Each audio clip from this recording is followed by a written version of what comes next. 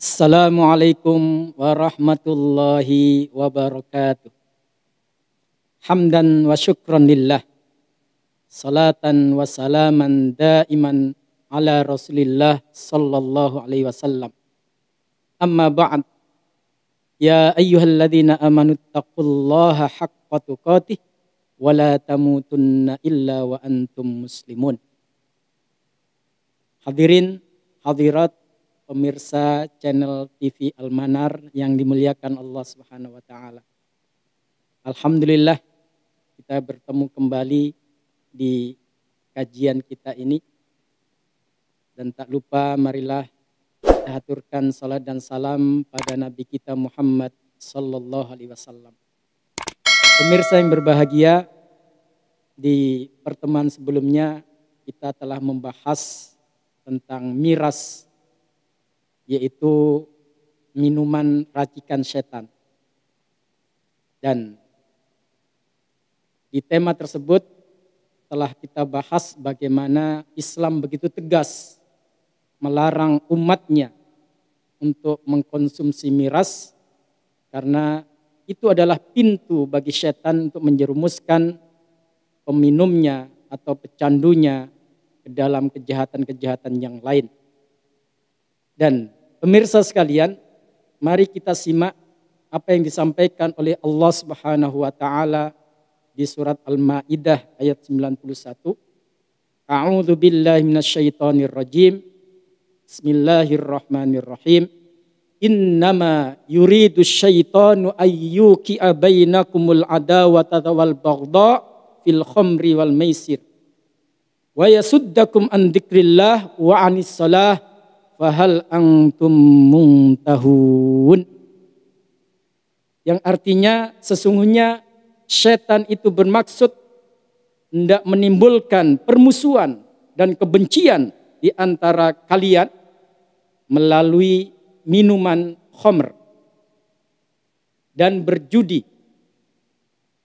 Dan setan menghalangi kamu dari mengingat Allah dan sembahyang atau salat, maka berhentilah kamu. Pemirsa sekalian, tentu dari ayat ini kita bisa menangkap apa tujuan setan menciptakan miras ini atau minuman racikan setan ini, yaitu agar muncul suatu permusuhan atau sikap yang menimbulkan kebencian di antara sesama kita. Betapa banyak hadirin sekalian, pengaruh miras itu membuat orang akhirnya melakukan tindakan-tindakan yang membahayakan dirinya sendiri dan juga membahayakan orang lain. Walaupun ada sebagian orang yang menganggap bahwa mengkonsumsi miras bukanlah kejahatan yang besar, tetapi itu merupakan pintu dari pintu-pintu kejahatan yang ada, dan itu merupakan media yang sangat ampuh bagi setan untuk menjerumuskan kita dan melalaikan kita dari Allah Subhanahu wa taala. Di dalam riwayat Imam Nasa'i, sahabat di antara sahabat-sahabat Rasulullah yang terbaik, yaitu Utsman bin Affan radhiyallahu an, beliau menyampaikan bahwa Rasulullah pernah menceritakan ada pada kaum terdahulu seorang yang ahli ibadah. Dia sangat kuat ibadahnya dan dikenal sebagai orang yang alim. Suatu saat diuji oleh Allah. Apa itu ujiannya, pemirsa sekalian? Tiba-tiba ada seorang wanita mendatanginya. Kemudian wanita itu meminta kepada sang alim ini, orang yang alim ini, untuk sudi kiranya diundang oleh majikannya ke rumahnya. Karena katanya majikannya hendak bersyahadat atau masuk Islam. Tentu sang alim ini pun tidak keberatan. Tanpa rasa curiga, dia mendatangi tempat yang dimaksud dengan dihantarkan oleh wanita tadi. Dan begitu memasuki rumah yang mengundang, ternyata akses pintu dan jendela mereka tutup rapat. Sehingga sang alim ini pun dijebak oleh wanita itu. Sang wanita mengatakan, "Wahai ustadz atau kiai, kalau istilah kita, di sini sudah tidak ada siapa-siapa lagi dan semua akses tertutup. Kamu tidak bisa keluar kecuali kamu mengikuti apa yang aku inginkan. Kalau tidak, maka saya akan berteriak biar orang-orang sekitar tahu bahwa kamu hendak melakukan suatu hal yang tidak senonoh, yang tidak baik pada seorang wanita." Sang alim yang dijebak ini pun sempat khawatir dan takut apa yang akan terjadi. Lalu dia pun bertanya, "Apa yang kamu inginkan dariku?" Katanya, "Kamu mau bersyahadat."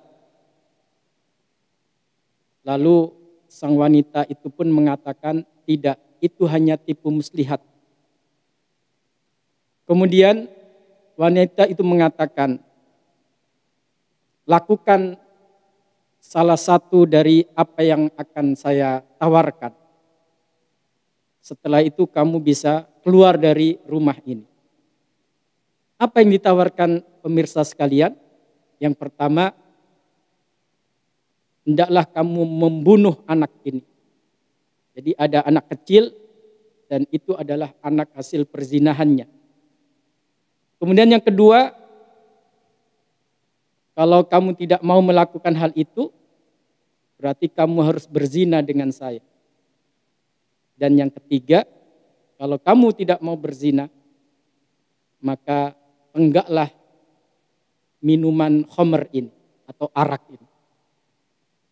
Sang alim pun berpikir, mana yang paling kecil madharatnya. Membunuh jelas itu merupakan dosa besar. Apalagi berzina.